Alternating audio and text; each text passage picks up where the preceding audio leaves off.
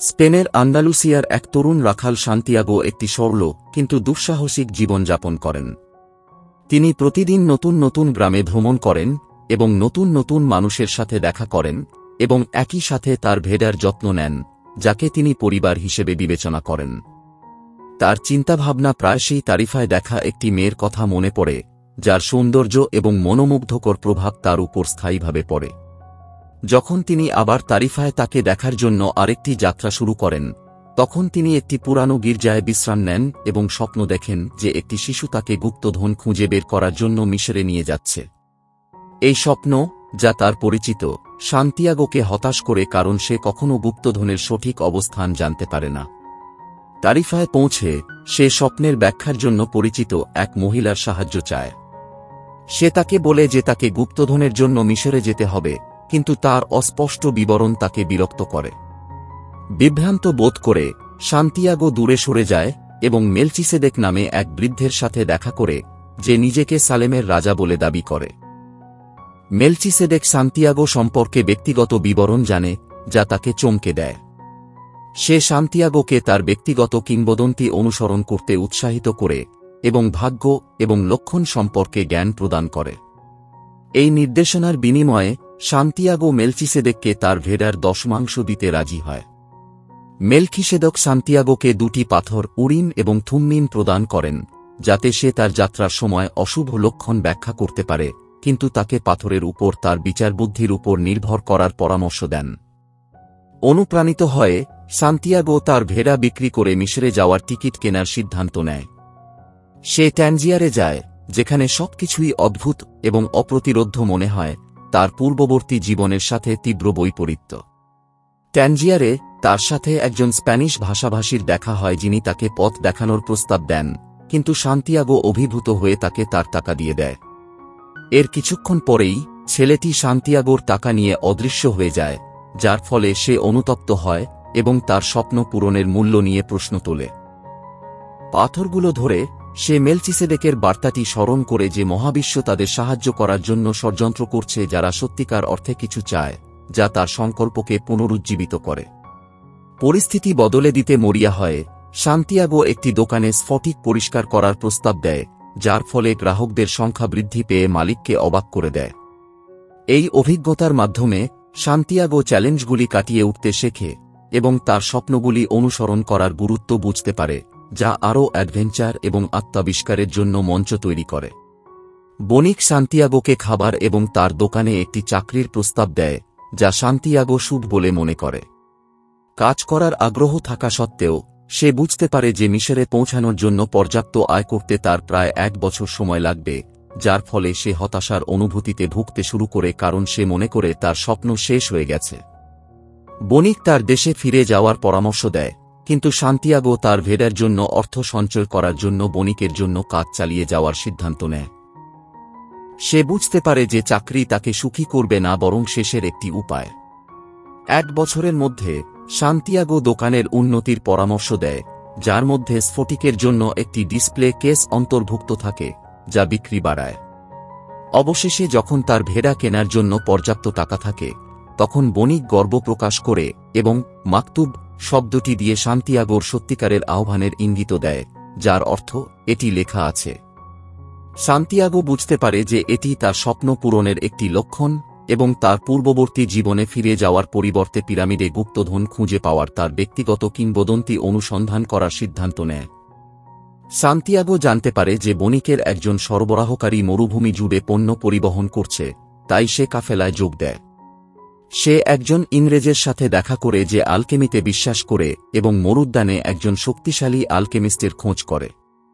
তারা বিশ্বের আত্মা এবং পান্না ট্যাবলেট নিয়ে আলোচনা করে সান্তিয়াগো আলকেমিতে আগ্রহী হয়ে উঠলে তাদের বন্ধুত্ব আরও গভীর হয়।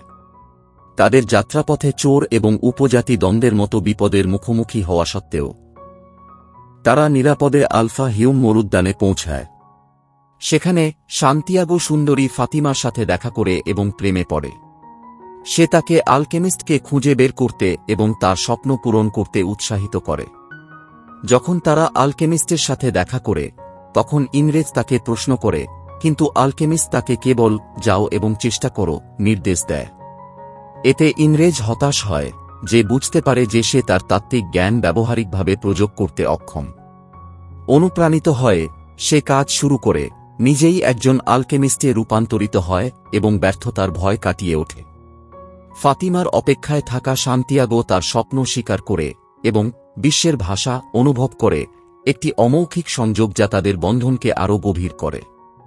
ফাতিমা সান্তিয়াগোকে তার কিংবদন্তি অনুসরণে সমর্থন করে, জোর দিয়ে বলে যে সত্যিকারের ভালোবাসা কাউকে তাদের স্বপ্ন থেকে বিরত রাখে না, যা তাকে দ্বন্দ্বে ফেলে।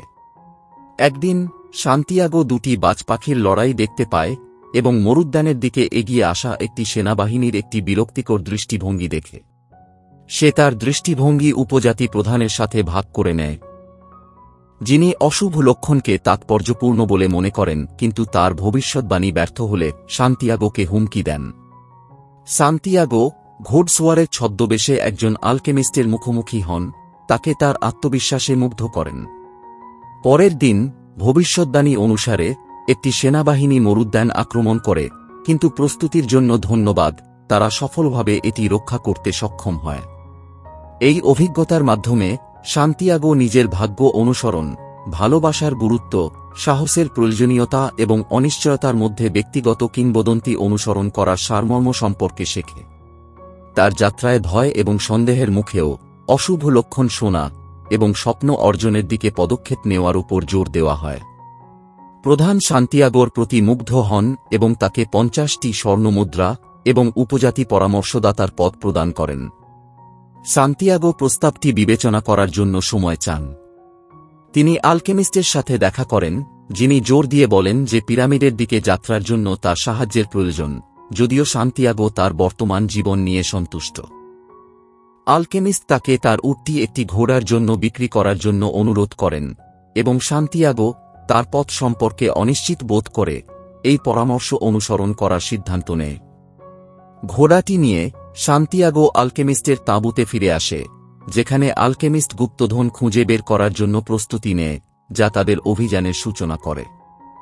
যাত্রার সময় সান্তিয়াগোর চিন্তা ফাতিমাকে নিয়েই থাকে এবং সে তাকে ছেড়ে যেতে তার অনিচ্ছা প্রকাশ করে।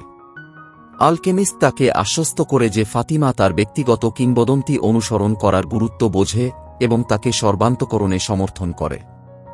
সে সান্তিয়াগোকে সতর্ক করে যে যদি সে আলফাহিউমে থাকত, তাহলে সে হয়তো সাময়িক সুখ পেতে পারত, কিন্তু অবশেষে তার স্বপ্নের পিছনে না ছুটে যাওয়ার জন্য সে গভীর অনুশোচনা অনুভব করবে, যা দূরত্বের সম্পর্কের দিকে পরিচালিত করবে।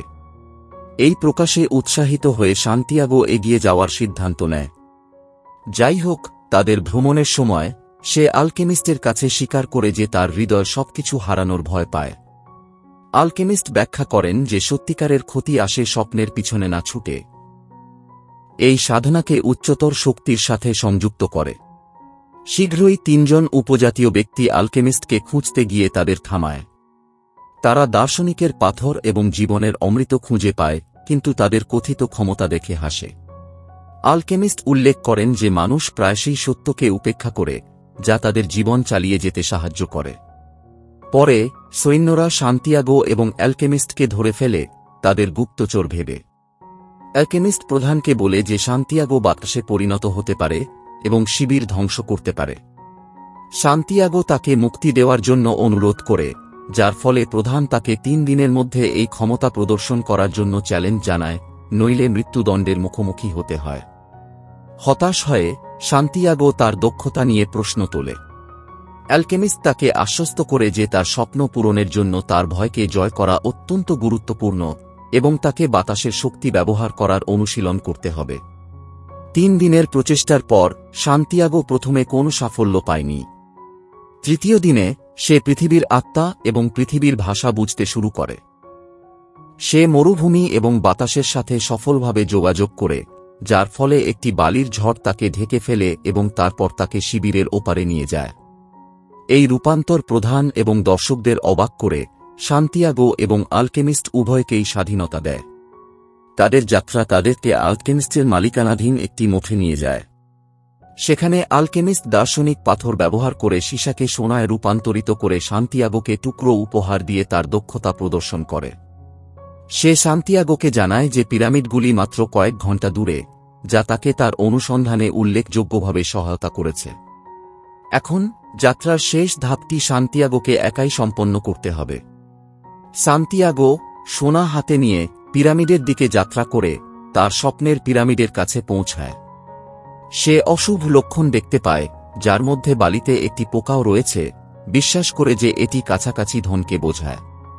সে উৎসুকভাবে খনন করে যতক্ষণ না উপজাতীয় যুদ্ধের শরণার্থীদের একটি দল এসে সোনা দেখতে পায় এবং বিশ্বাস করে যে সান্তিয়াগোতে লুকানো ধন আছে। তারা তাকে আরও খনন করতে বাধ্য করে সান্তিয়াগোকে ক্লান্তি এবং প্রলাপের দিকে নিয়ে যায়। সে তার স্বপ্নের কথা বলে শরণার্থীদের মধ্যে হাসির রোল ওঠে, বিশেষ করে যারা তাকে এমন স্বপ্ন দেখার জন্য উপহাস করে। এই সাক্ষাৎ সান্তিয়াগো বুঝতে পারে যে আসল ধন স্পেনের ডুমুর গাছের নিচে রয়েছে, যেখানে সে আগে ঘুমিয়েছিল।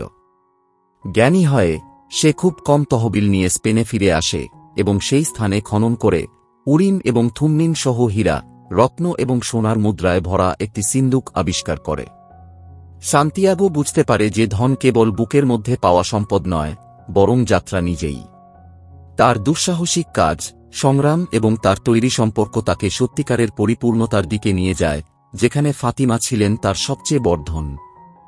অবশেষে সে তার নতুন পাওয়া সম্পদ নিয়ে ফাতিমার কাছে ফিরে আসে। আখ্যানটি বেশ কয়েকটি গুরুত্বপূর্ণ শিক্ষা দেয়। এক, তোমার স্বপ্নের পিছনে ছুট। অনেকেই স্বপ্ন দেখে, কিন্তু সান্তিয়াগোর মতো খুব কম সংখ্যক মানুষই তাদের আরামের সীমানার বাইরে গিয়ে সেগুলোর পিছনে ছুটতে থাকে। 2, আপনার ব্যক্তিগত কিংবদন্তি আলিঙ্গন করুন। স্বপ্নের দিকে এগিয়ে যাওয়ার সাথে সাথে বিক্ষেপ তৈরি হয়, নিজের ব্যক্তিগত কিংবদন্তি বা উদ্দেশ্য স্মরণ করা অপরিহার্য। 3, চ্যালেঞ্জগুলি লক্ষণ হিসেবে। স্বপ্নের পিছনে ছুটতে গিয়ে চ্যালেঞ্জগুলির মুখোমুখি হওয়াকে একজনের পথ নির্দেশক লক্ষণ হিসেবে দেখা যেতে পারে। 4, ব্যর্থতার ভয়। অনেকেই ব্যর্থতার ভয়ে কাজ করা থেকে বিরত থাকে, ঠিক যেমন ইংরেজদের মতো। এটি এড়ানো উচিত। 5, তোমার হৃদয়ের কথা শুনো। বিভ্রান্তি বিচারবুদ্ধিকে ম্লান করে দিতে পারে। সিদ্ধান্ত গ্রহণের ক্ষেত্রে তোমার হৃদয় এবং প্রবৃত্তির কথা শোনা অত্যন্ত গুরুত্বপূর্ণ। 6, ভেতরে থাকা ধন। সত্যিকারের ধন কখনো কখনো আমরা যেখানে আছি সেখানেই লুকিয়ে থাকে, দূরবর্তী দেশে নয়, এবং সেগুলো চিনতে পারা অত্যন্ত গুরুত্বপূর্ণ।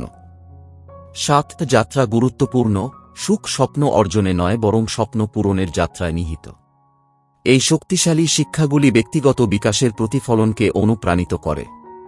সবচেয়ে প্রভাবশালী পাঠটি ব্যক্তিভেদে ভিন্ন হয়, এবং এই 7টি বিষয়ের বাইরেও অন্তর্দৃষ্টি আলোচনার জন্য স্বাগত।